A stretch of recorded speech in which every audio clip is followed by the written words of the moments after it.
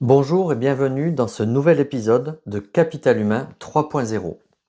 Alors aujourd'hui, c'est un épisode vraiment très spécial parce qu'il correspond à, je dirais, un pivot, euh, un pivot de ma vie, un moment de ma vie très spécial que je vais vous partager, un pivot de ma carrière professionnelle aussi. Et c'est un peu un épisode euh, du passage. Et je voudrais certainement, au moment où je l'enregistre, l'appeler le passage ou le pivot, qui vient clôturer tout un cycle, un grand cycle de ma vie, de ma carrière professionnelle, pour ouvrir un nouveau cycle. Et en fait, c'est un peu tout ce que j'ai appris. Aujourd'hui, j'ai envie de le rendre au monde, de le partager dans sa substantifique moelle. Et donc, il y a des moments dans la vie où on sent que quelque chose s'achève. Et c'est le cas aujourd'hui. Alors pas dans le sens d'une fin, mais plutôt dans le sens d'un cycle qui s'accomplit. Et aujourd'hui, j'ai envie de vous partager avec vous la traversée d'un parcours professionnel qui a été dense pour moi, riche aussi, et parfois exigeant, mais toujours profondément humain. Et ça, c'est vraiment très important pour moi. Et surtout, ce que ce chemin m'a appris sur le travail, sur la conscience et sur la manière dont tout ce que nous vivons aujourd'hui prépare, je dirais un petit peu en silence, ce que nous avons appelé à transmettre. Donc ça, c'est important. Alors le chemin parcouru, c'est une première partie que je voudrais aborder avec vous. Euh, j'ai eu la chance, au fil des années, de traverser plusieurs univers.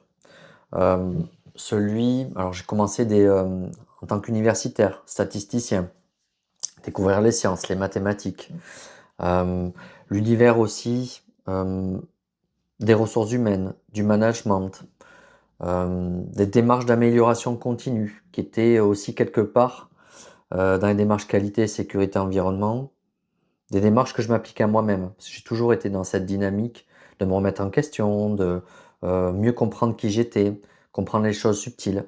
Et c'est ce que j'ai pu glaner dans mes activités professionnelles, notamment dans celui des ressources humaines, du management, des démarches d'amélioration continue, mais aussi dans la formation et le conseil et la qualité de vie au travail, en travaillant dans différentes structures, beaucoup avec des engagements publics, des institutions publiques, mais aussi privées, pour avoir un éventail assez large.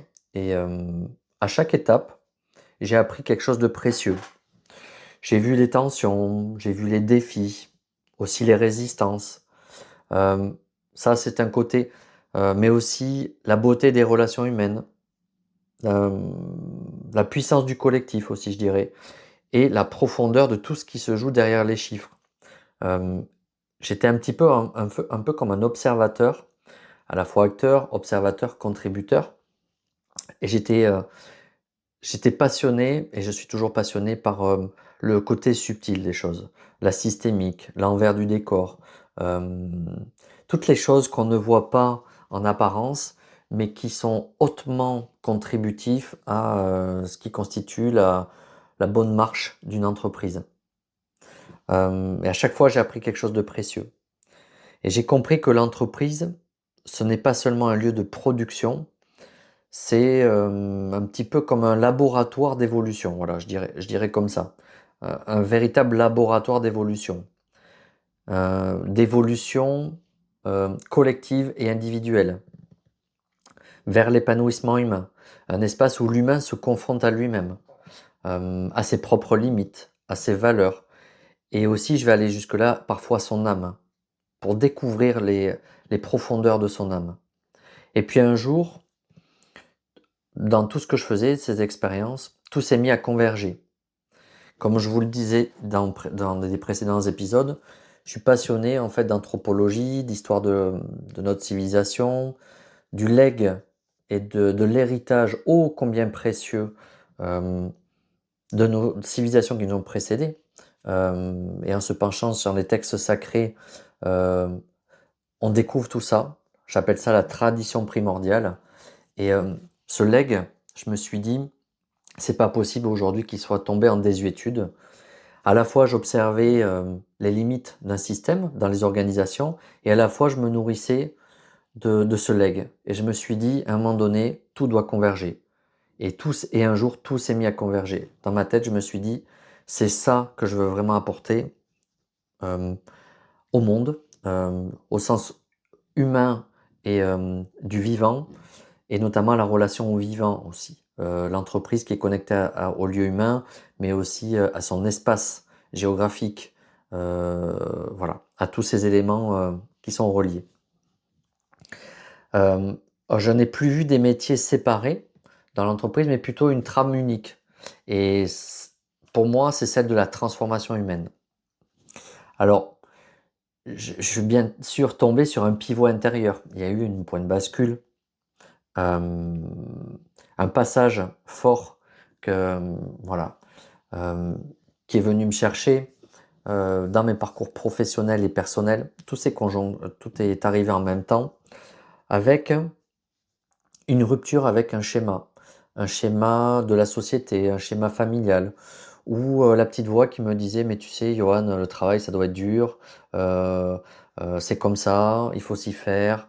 Euh, il y a la société, c'est difficile, on a de la précarité, etc. En fait, des discours qui étaient fatalistes, pessimistes. Et puis quand je me suis penché sur ces textes anciens, sur aussi quand j'écoutais des gens à la marge, j'avais un autre discours. Et dans mon fort intérieur, je me suis dit, non, peut-être que c'est une majorité, mais il y a possibilité d'aller chercher des leviers autres qui amènent une vision beaucoup plus optimiste, beaucoup plus abondante dans la croissance, euh, et pas dans le discours généralisé qu'on entendait. J'avais cet appel fort à l'intérieur qui me disait non, je suis pas forcément d'accord avec, en tout cas dans sa complétude, de ce qu'on vient me, me donner, me proposer, et ça résonnait pas. Euh, et c'est difficile de sortir de ce formatage qu'on retrouve partout, dans les médias, dans la société, dans certains médias, je dirais, pas dans tous, dans la société, dans le discours ambiant. Et je me suis dit, non, je suis pas d'accord. Il y a possibilité de faire autrement. Et je me suis dit, j'ai envie d'aller porter, d'être un leader comme d'autres, et porter cette voie d'optimisme et de changement de paradigme. Et la société et le changement qu'on est en train de constater me donnent raison, et on est plusieurs en fait à le constater, qu'il y a un autre système plus vertueux, plus dans l'abondance, dans l'expansion, que le système obsolète. Et c'est ce que j'ai compris à travers les organisations, c'est que les codes et les leviers sur lesquels fonctionnait ce système ancien ne fonctionnaient plus. Et qu'il y avait de nouveaux leviers qui correspondaient aussi à un nouvel éveil de la population, une nouvelle prise de conscience, et, euh, et que c'était important d'aller comprendre ces leviers subtils, de les intégrer à des démarches concrètes et pragmatiques, et de les porter, de communiquer. Donc, et souvent, il y en a que j'ai entendu qui me disent, mais c'est une fuite de cet ancien modèle. Non, c'est pas une fuite, c'est un recentrage, je dis toujours. Et j'ai compris que tout ce que j'avais appris dans mon parcours, les outils, les démarches, les modèles de leadership, les approches de coaching, en fait, ce n'était qu'un seul et même, enfin, c'était des langages différents, mais d'une seule et même réalité. C'est celle du vivant, la logique du vivant. Et ce pivot, dans cette compréhension, il a été autant professionnel que personnel, et surtout, je dirais, spirituel. Et ça m'a conduit à réunir la science, la conscience euh, et le sens dans tout ce que je pouvais appliquer dans ma vie.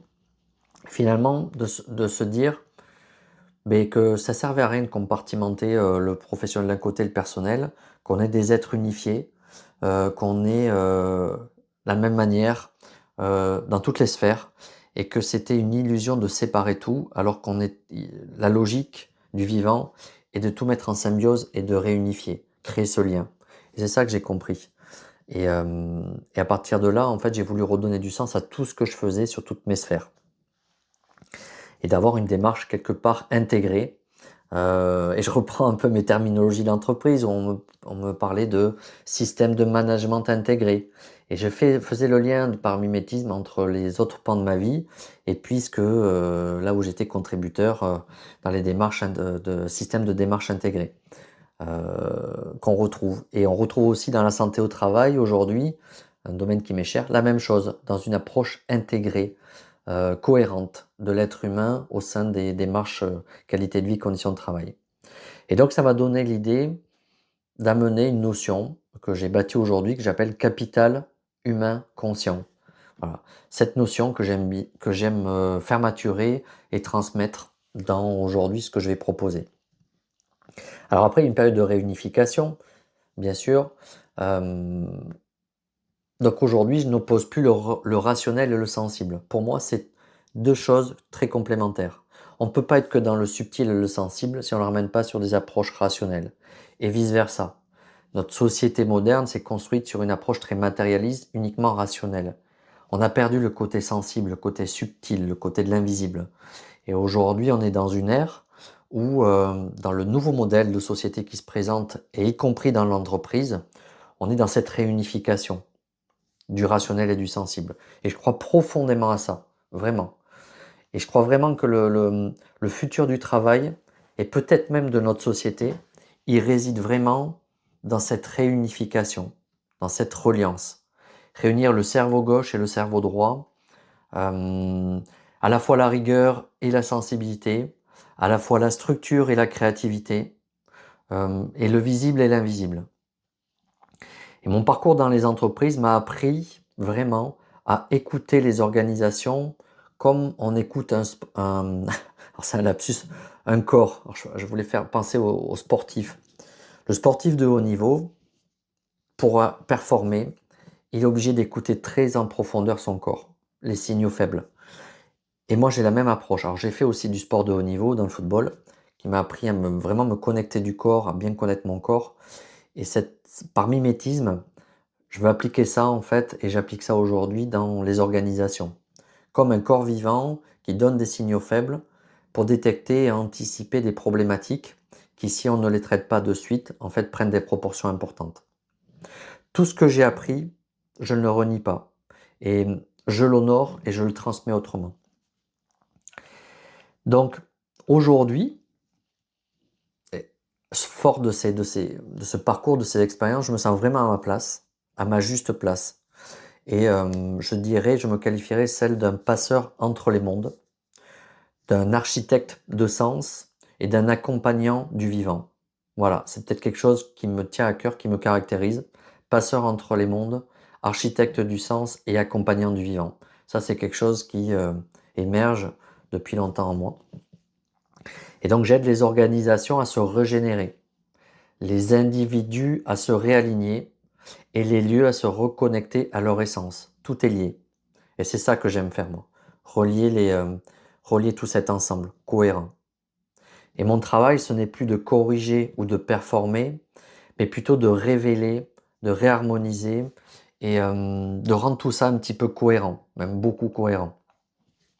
Et je crois que c'est cela, au fond, la véritable performance, selon moi. Celle qui s'appuie sur la conscience, le cœur et la coopération. Alors là, cet épisode est vraiment très spécial parce qu'il me permet aussi de clôturer avec gratitude, symboliquement, toute cette période de ma vie, personnelle et professionnelle, cette phase, ce cycle important pour ouvrir un nouveau. Et si je devais résumer ce parcours, je dirais qu'il m'a appris une chose essentielle. Tout ce que nous vivons n'a de sens que lorsqu'on le met au service de la vie. Et chaque expérience, chaque détour, chaque épreuve, ça porte un message de réunification, selon moi. Et c'est important d'y être sensible, de sentir ça au plus profond de nous. Et si je peux aujourd'hui transmettre cela, c'est parce que j'ai accepté de le vivre, de le comprendre et d'en faire un chemin vraiment de transformation. Alors, à toutes celles et à tous ceux qui nous écoutent, j'aimerais que ce moment de ma vie serve de miroir au vôtre. Et s'il peut vous inspirer à réunir, à vous aligner et à transmettre à votre tour, eh bien, le pari est gagné.